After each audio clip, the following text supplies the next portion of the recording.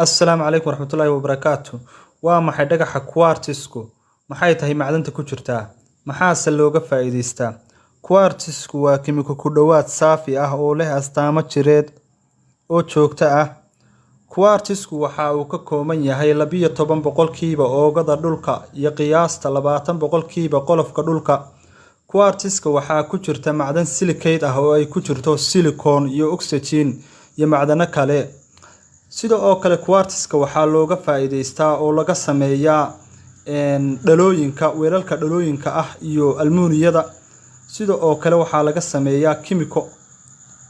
Quartzka waxa weeyaan ma lahan qiimo fiican oo gaar ah balse laakiin wuxuu qiimo yeeshaa markuu kalarka leeyahay ee uu yeesho kalar.